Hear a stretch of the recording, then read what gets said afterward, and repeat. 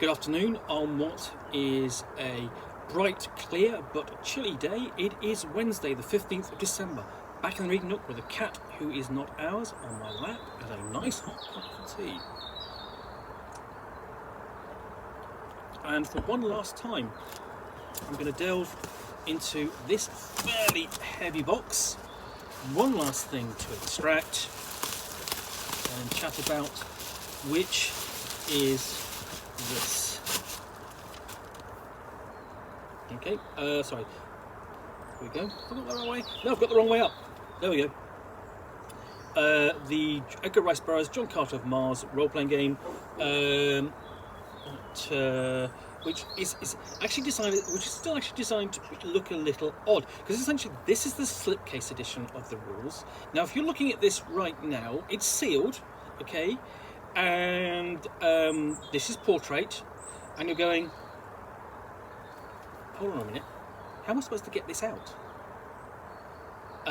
Well, the thing is, the slipcase is in portrait format, but the comp of books themselves aren't. So I'm going to slide this open and show you what I mean. And there are two books in this slipcase edition. So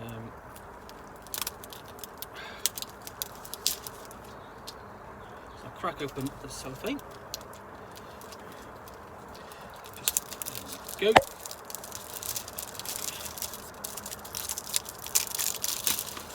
So there we go. Let's just see if it. There we go. Pull those out.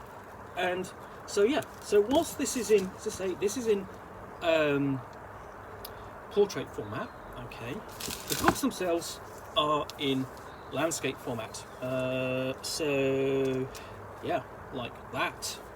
Now I've already done an unboxing of Phantoms of Mars, which is basically the core campaign for the setting. Gives you everything you need to play with this, but this is the core rulebook. Now I've done a review of this when the game came out, so let's have a look, and I'll link down to that down below. Adventures on the Dying World of Barsoom. My attention was quickly riveted by a large red star close to the distant horizon. As I gazed upon it, I felt a spell of overpowering fascination. It was Mars, the god of war, and for me, the fighting man. It had always held the power of irresistible enchantment. As I gazed at it on that far-gone night, it seemed to call across the unthinkable void to lure me to it. Edgar Burroughs at John Carter of Mars, Adventures on the Dying World of Barsoom, transports you to the red planet of Barsoom, an arid, dying planet, land of ancient civilizations and fearsome creatures. Begin your adventures of romance and heroism using a pulp action-inspired variant of the 2D20 system. Take on the roles of heroes as you travel, battle and romance your way across the wondrous and dangerous world of Barsoom. Play as John Carter, Princess Deja Thoris, the fearsome Thark warrior Tars Tarkus, or create your own heroes from an exciting variety of options. What it provides is an overview of Barsoom and its peoples, perfect to introduce new players to the wondrous world of John Carter of Mars. Detailed chapters on Barsoomian technology, creatures and cultures, a new talent-focused narrative variation of the 2D20 system, including a step-by-step character generation system designed to create heroes from a variety of backgrounds and concepts. Create a wide variety of characters such as a dashing red Martian duelist, a brilliant firstborn scientist, a savage beastmaster, a courageous airship officer, or even earthborn characters so players can follow in the bounding footsteps of John Carter of Mars. A detailed narrator's section filled with information on how to run genre and setting appropriate campaigns, including information about the great and terrible secrets of Barsoom. 3 eras of play based upon the adventures of John Carter himself: adventure during the Dotar Sojat era, or during the time where Carter became a Prince of Helium and in the years after when he was believed dead, or fight alongside Carter and his allies during the later Jedek's era. So the Dotar Sojat era is basically the opening period of the stories of Princess of Mars when John Carter first arrives and has its own source book. Similarly, there's a source book for Prince of Helium during basically his rise to power, and then And then the later Jeddak of Jeddak's Era has its own source book for Wet during which covers the last 8 or so books of the series. An introduction adventure also includes an introduction adventure, The Mine Merchants of Mars, to get players and narrators started on adventures and immersed in the world of Barsoom. So landscape format. Now, I'll keep saying about this is essentially it's novel because not many role-playing games do this. The effect is it actually makes it quite difficult to manipulate as a book, because essentially you're holding it like this and you're trying to go through this on pages which are sort of like are going to essentially flip out of your control, because there's a lot of weight either to one side, so it's not as easy to use. Whereas a book in portrait format is, because there's less weight upon your outside of your control. So inside we have a map of Barsoom. Let me get into the contents, and it's all very red and dusty in its feel in terms of its graphic design. And we've opened up with Welcome to Barsoom. We've got essentially a discussion of who Edgar Burrough was, author, and so on. Most notable also as the creator of Tarzan. And then we get into essentially John Carter and the Barsoom novel, telling you about those. So basically, just introduction to the game. Obviously, if you're a fan of the books, you already know this. But if you're coming to it cold, that's useful. And then straight away we have a discussion of rationalism, romanticism, and pulp role-playing, because the John Carter of Mars stories, and thus the role-playing game, are planetary romances. So you have swords and blasters and airships and canals, basically, and action and so on. So it's not really, it's pulp action on a planet that never was, or essentially a planetary history that never was, or and so on. So it's thrilling tales. Let me go into the glossary. You see how difficult. I mean, basically, I'm moving this around. Then we have a discussion of what you'll need, and then we have a discussion of essentially the different areas of play, each of which have their own source books, as I said. And if you follow the list of essentially the John Carter of Mars, other reviews, unboxings I've done, you'll see that I have looked at each of those books, and each of them adds different things to your campaign. As well, which you can feed basically whichever era you're running, but also focuses on those particular periods. So next we have a chapter on creating your adventurer, whether that's a wandering princess, a reformed assassin, lots of options, and then essentially the options are given there to play John Carter and friends itself. So like any good role-playing game based upon an intellectual property, there's always the options of playing the signature characters in the stories. So we have the options here are essentially we have red Martians and green Martians, and they're very different in their characters. We have the Okar and then Earthmen. And essentially, it's always good to have a good mix because essentially it allows you to explore the setting in more detail, get involved, and so on. We have archetypes like airship officer, beastmaster, duelist, and there's what we've got on each of them is the attribute bonuses, suggested talents, what they know and what they can do. So from the start, it's designed for playability. Okay, look, here's the setup. Here's what you know. Here's what you can do. Here's how you do it. It's advising the players, how to get the best out of the game system when they start playing, to take their idea to the game table. Got a list of talents and flaws and so on, and then obviously we've got an example of the character generation we went through. And if you're writing a role-playing game, always have an example of how you create characters, because it shows you how the system works, and it gives you an idea of what the player character that the designers were thinking of. So we've got sample characters like a bold earthman or bold soldier or a canny red marsh envoy. Sample characters, which alternatively the players could just say, "Oh, I'm going to play that." So it's well supported that way. Lots of options there, nice and simple. And the other thing to show you really is really just how simple the characters are, and just they're limited to this page.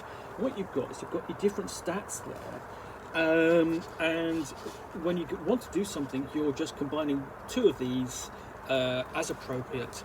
And rolling two 20-sided dice, or more, depending upon the nature of what you're doing and how you're bringing that into the table, to roll on successes. So there are essentially you do have talents and so on, which will give you benefits and help you. Roll more successes, but it's not really much more complex than that. We have adventuring in section 2. It covers adventuring a boss, soon weapons, technology, and equipment, and growing your legend. So this explains how the dice rolls work. You really need some 20-sided dice and some 6-sided dice. 20-sided dice for the resolution, and then 6-sided dice for the effect. Let's say you're rolling for successes, and then you've got points of momentum that you can earn and then use typically to either re-roll or add more dice to your roll to get more successes.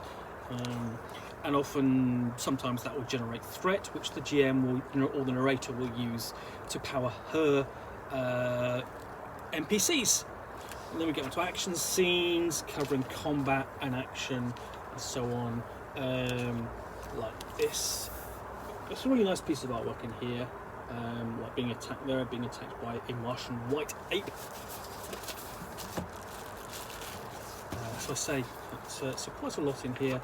And honestly, it's not actually necessarily a thick rule book, it's to say, but just a little bit difficult to handle at the table, perhaps, because of how, because of the format. Covers weapons, technology, equipment as well.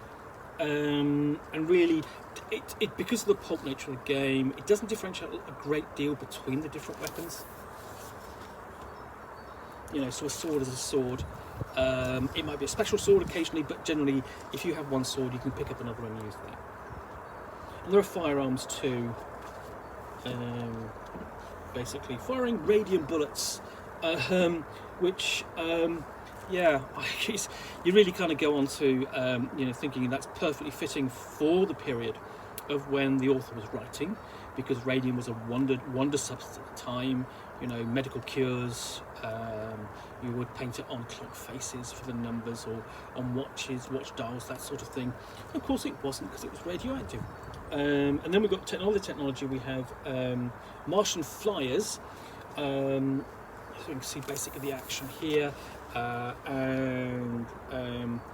Because really, you can't have Mars, an alternate Mars, or the ancient past or ancient future, without having some kind of airships or flyers, because they're absolutely fitting, and they really sort of like appear here first. It's not here first, but in the stories of John Carter first, and then combine that with the the canals and the dying oceans, and you have a classic kind of Mars setup, and which you'll kind of see also similarly in Space Age 89, which is really the first role-playing game to do Mars that would get most people's attention. There was a previous John Carter of Mars role-playing game, but that was sort of like a combination of war game and role-playing game. I think from Heritage Games in the 70s. I've done a review of that too. Again, it's not very good, particularly. It's a better war game than role-playing game. And of course, the other thing that's done it more recently is Cavaliers of Mars from Onyx Path Publishing. Also rules for renown, because you can become famous, and then ultimately you can earn accolades and positions, and gain allies and titles and so on, depending upon your role. So, and then we have a complete section. Section 3 covers stuff like the history of Barsoom, life on Barsoom, entertainment, culture and tradition. So also, for example, the Green Hordes, basically the Green Martians, are the barbarians, sort of the setting. So we dig into that in detail, which is great. Essentially, whether or not you're presenting them as a threat or essentially as part of a player character's background. Similarly, they do the same thing for the Red Nations of Mars, who are the ones necessarily under the threat of the Green Hordes.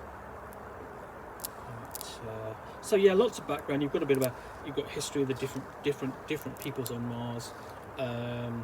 Before we get into beyond Barsoom, and it does cover the nature of Earth, Luna, and Venus, and they're covered a bit in the Jeddak of Jeddak's era book, because that's really where the later books kind of go in the series, but they're not really part of the core stories, or necessarily the focus of the role-playing game. And for the narrators, we have a good section on how to narrate scenes and run the game.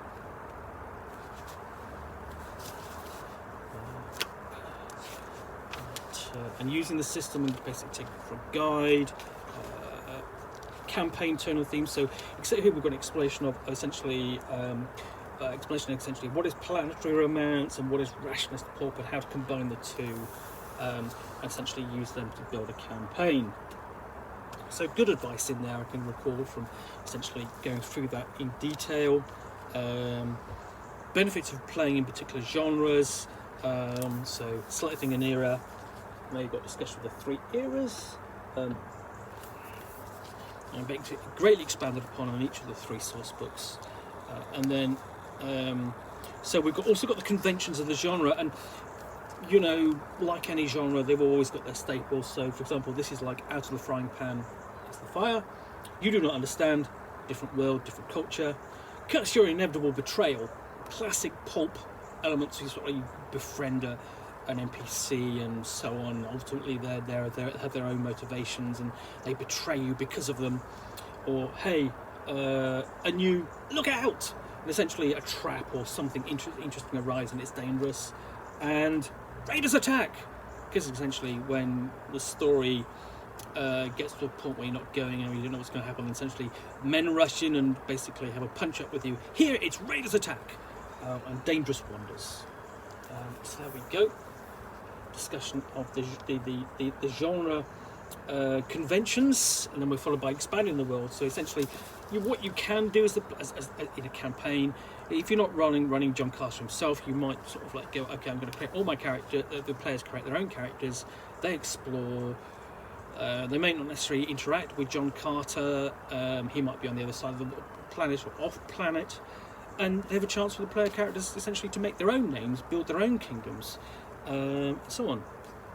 And then we also have sources of inspiration, so obviously Burrough's works, myths and legends, literature, cinema, and so on, which it recommends for the benefit of the narrator. So lots of information here. It's a very full role-playing game, quite light. Then we've got monsters, a big section of monsters, like a Sith monster, and a Sorak.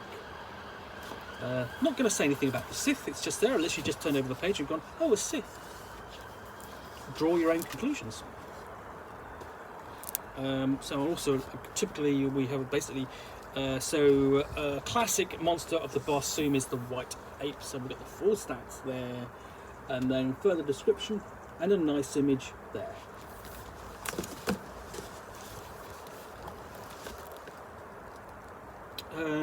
We've got things, strange powers and secrets, so Banth, empathy, illusion generation, mind control. They're all available basically to NPCs and the player characters potentially. Strange and lost technology as well, because it's a strange world. And then we have stats for all the player, or all the major figures like Deja Thoris. Before we kind of get, see whether I can find one of John Carter himself. The main the protagonist of the stories. Where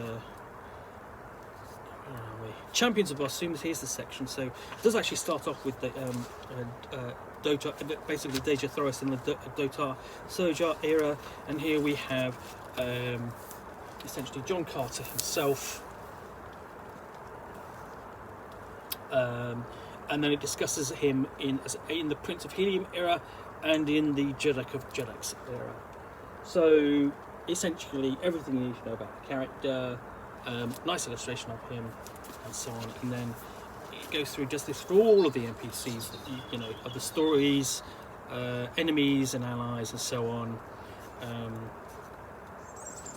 Before we get down to an episodic scenario, which is Mind Merchants of Mars, and that's fairly lengthy actually. It's basically several pages, and it drops the player characters. It's sort of like, you know, into the action, gets them involved, and shows how the game works. So much, how many is that? Episode 3, 4. Yeah, so 4 or 5 episodes, something like that. So decent adventure, and then we've got more further adventure ideas in here as well. Okay, let's see. So yes, further ideas in here as well. Just one page description of the backgrounds, which the narrator can develop herself and bring to her campaign.